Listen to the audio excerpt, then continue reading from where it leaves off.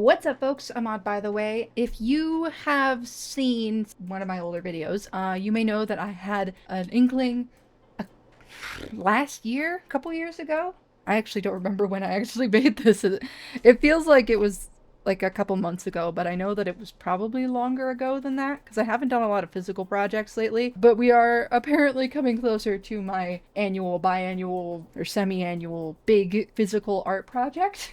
Because I want to kind of revisit making a mask. If you want to watch the old video, I'll probably put it in the card. But in the original video, I made this. This is Lou. This is my mask. And I still enjoy her quite a bit, but like, I feel like as soon as I finished her, it was definitely one of those things that was like, with the skills that I have earned from completing this, I already feel like I could do better. And that was months ago or years.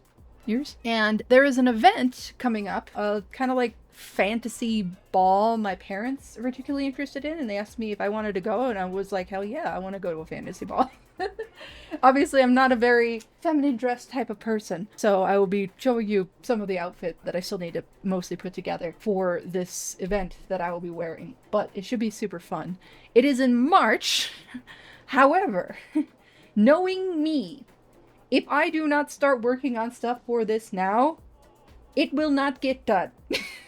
So today I am making the excuse to start on a new Lou mask that will accompany my outfit for this fun event. Because I appreciate the very masquerade aspect of it, and it kind of creates a character. I don't know how I'm gonna function well without my glasses, but it's whatever.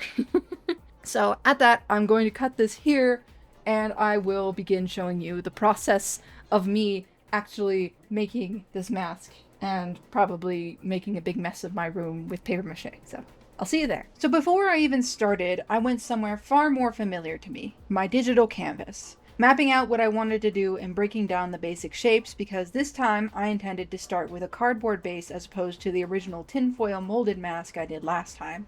A bit less custom, but the original Lou didn't really turn out all that fitted either. As you can see, a major inspiration for the new potential mask came from the Inari masks in Silent Hill F, which is a little weird given their particular symbology, but you've gotta admit they're pretty damn cute. They also really had the masquerade look I wanted in the original Lou too. Now, OG was a little bit more intimidating, whereas this one has a little less teeth, both physically and metaphorically. I wouldn't say this is an improvement, but more of just a change in that case, because I did like the expressive nature of the first mask. The new one is meant to be more like an accessory, so it's a little bit less expressive.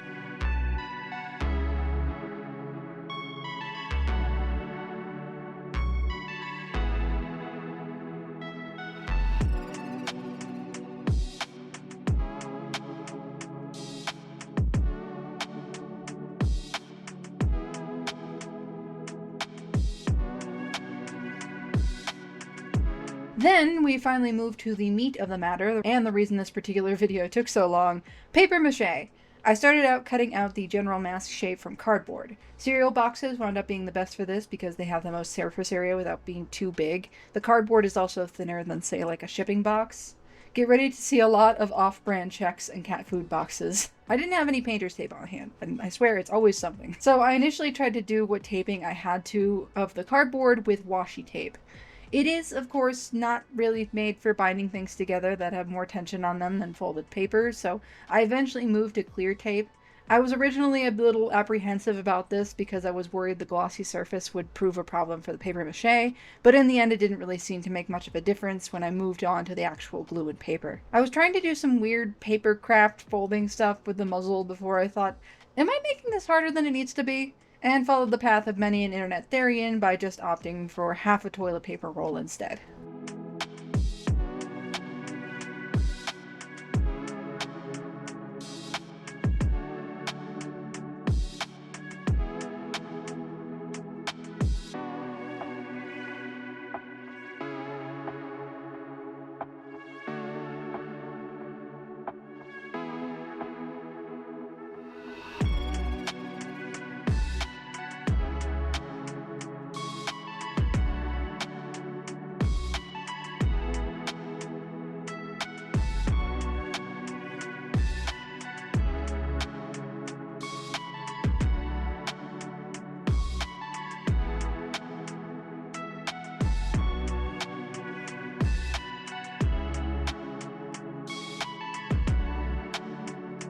And it's the return of the king. In this case, the gallon jug of Elmer's glue that has been a resource in almost all of my projects, but not before I tape on the ears. I almost forgot about those. I genuinely just wound up winging it when it came to the paste mixture. Essentially, it was just glue and water, favoring glue so it didn't take too long to dry. I know some mixtures include flour or even just use flour and water, but I don't actually have access to standard wheat flour since any baking done in my house is gluten free. I'm not just gonna go get some for a project, and I sure as hell am not using gluten-free flour. Do you know how expensive that is? Also, I don't know if regularly dipping my hands in wheat flour would be good for my skin, given my celiac. That's the reason I cook gluten-free. I don't need some inflammatory response. I already hate the texture enough as it is. I considered wearing gloves, but ultimately decided against it, mainly because handcrafts like this really benefit from a sense of touch kind of lost in the glove. It makes me feel clumsy. Plus, the nitrile would probably stick together worse than like skin on skin, and I'd have to change gloves a lot. I don't have as much newspaper to work with this time, but we got this huge roll of packing paper with a delivery I was free to recycle. The process itself really just involved laying out a sort of skeleton with larger folded and crinkled pieces, and then putting thinner strips over it to smooth it out. A bit like skin. And isn't that thought just delightfully morbid? At some point, I also used this hole poker thingy I have to poke holes in the sides so I could lace in ribbon later as opposed to the elastic of the original. I tried my best not to cover them throughout the process, although I did have to remake them a couple of times.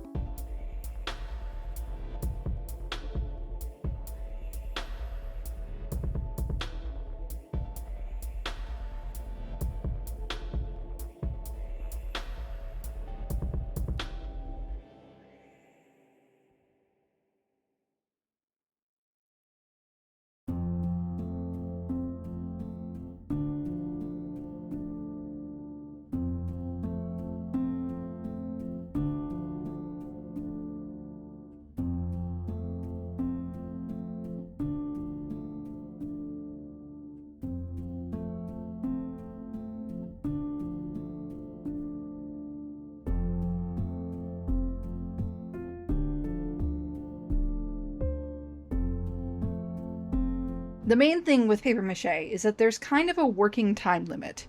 I was basically looking at maybe hour-long sessions daily, then I have to wait for the previous layer to dry, essentially overnight.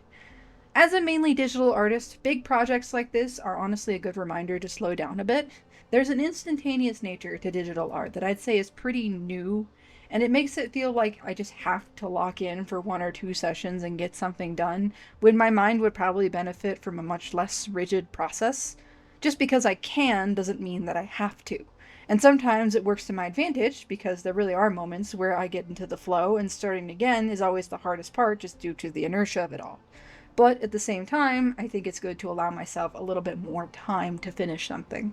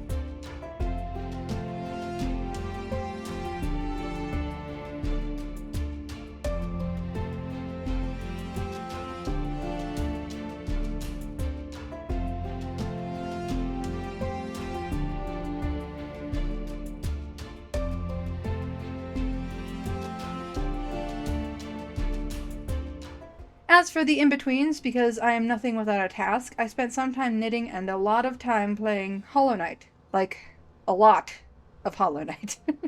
I didn't start it exactly as I started this project, but a large majority of my playtime came out of the time spent after I couldn't work on more Mask, but before I fell asleep. That game may forever be tied with the smell of glue and paint, and paper mache is probably going to have a big association with my thumb hurting from the buttons, because the Water Knight fight is a war of attrition over anything else. I beat them, by the way, just today, as of recording. Also, yes, I picked it up before Silksong because though there might not be a lot of context needed there, I wanted to give the original its due diligence. Silksong is next on my list. I got it as an early birthday, late Christmas present. I'm excited! These damn bugs are so endearing. And another weird life lesson, but it's kind of great practice in, well, practice, and also kind of microdosing discomfort and stress in a low stakes kind of way.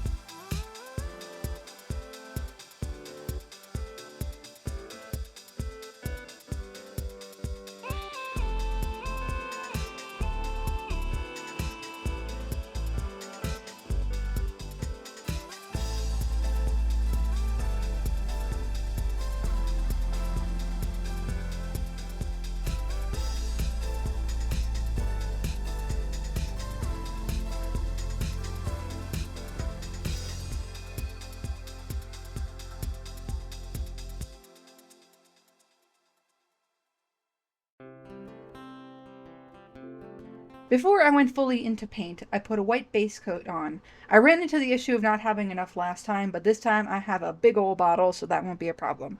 I briefly went back to Clip Studio Paint to map out the colors I wanted to use on this. I did play around with the idea of something less natural in a black and gold mask, since my initial outfit plan was very dark, but I ultimately decided to stick with the classic Timberwolf color scheme.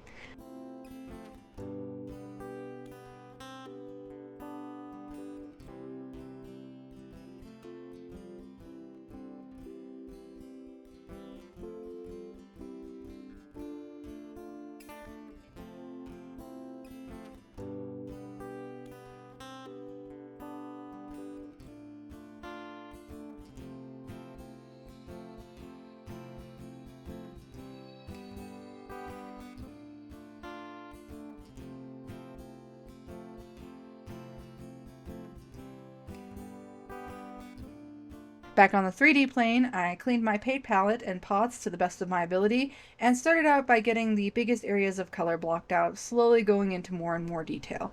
Compared to the paper mache, the acrylic paint dries like instantly, though I did still have a few more runs in Hollow Knight waiting for the bigger areas to dry. The most challenging color here was probably the off-white I wanted to use for the lightest fur. A word to the wise, you do not need that much pigment to color white. At some point I wound up having to scrap this like giant red puddle of color I was trying to color correct. I'm pretty okay at mixing colors, but my amounts could use some work. Funnily enough, that's how I wound up with my username. I was trying to mix a nice cyan in a painting class I was taking, which is also kind of where I got most of my thick body paints, and I wound up getting it all over one of my Doc Marten boots, thus cyan Docs. I think I've shared this before once or twice, but there is the riveting lore drop for you.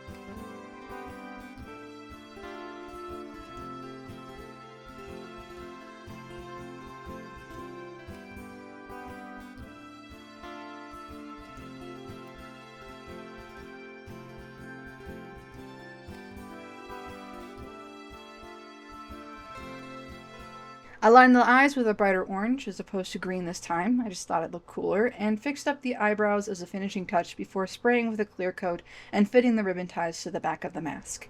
Now for the reveal.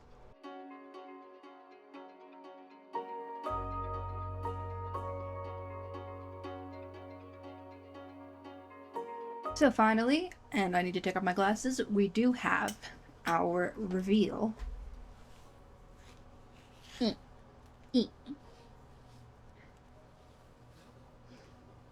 I mentioned at the beginning that I had a shirt that I wanted to show you guys, but it wound up not fitting. Unfortunately, I thrifted it, and when I had gotten it, I thought, well, it looks like purposefully oversized. Is there something in my hair? Do I have paint in my hair? It looked purposefully oversized, so I thought that it would be fine, because I thought that it was this, like, big, like, flowy tunic kind of situation. It turned out to be more like a dress. I felt a little downtrodden. Like, it was my fault for not trying it on, but I mean, I feel like it's still pretty valid to be upset and feel a little bit like nothing cool I find will fit me. So, you know, I'm a big girl. I'm not like, I've got some extra weight on me, obviously, but like also just like physically, like I have very wide shoulders, and that was the main problem with that shirt dress thing as well. And I even like cut it up one side to try and like get into it. I was like, well, if I can get into it and I can alter it, then maybe I can have something to work with. But it like squeezed the whole top half of my body, and like if you know some things about alteration, changing the shoulders is, you might as well make another garment. So it was a bit of a letdown, and I may have gotten quite a bit upset over it, you know. So I'm allowed to crash out every once in a while as a treat. I say, wearing a wolf mask. I do like the way that this looks. I did clear coat this, I think, as you can see, with a glossy varnish. It's not my favorite. The original Lou is more matte, and I think that I appreciate that about it. It gives it a bit more of a natural look and kind of like emphasizes the texture.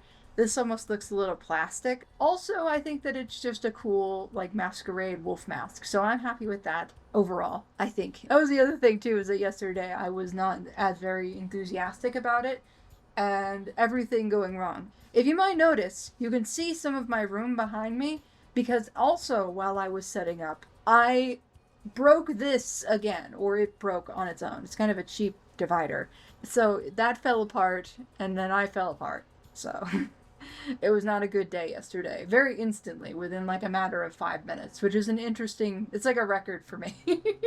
I'm feeling better now, and I feel better about the mask. When I put it on yesterday, I felt like, oh, it looks like it fits stupid. Wearing a wolf mask is a little hard to be serious, and I think it's very cute, and it's very cool. So I'm happy with this, and the weeks-long effort that it took to make this. And I hope that you are too. I'm sorry that this is late, or comparatively early, I guess, to my usual Saturday upload, but also took a week off, effectively, because this took like a whole week to make just because of the medium. But yeah, I hope that you enjoyed this video. Leave a like if you liked it. You can always subscribe to catch more stuff of mine that I do in the future. Let me know what other art challenges you'd like to see me do. And also, I have my coffee linked if you want to, you know, buy me a coffee and potentially help me afford a shirt that, you know, actually fits. The financial support would help, because I don't make money off my YouTube videos yet. I will leave this here with my very cool mask and some before and after photos that I took of this and the original Lou. So, at that, I will see y'all next time.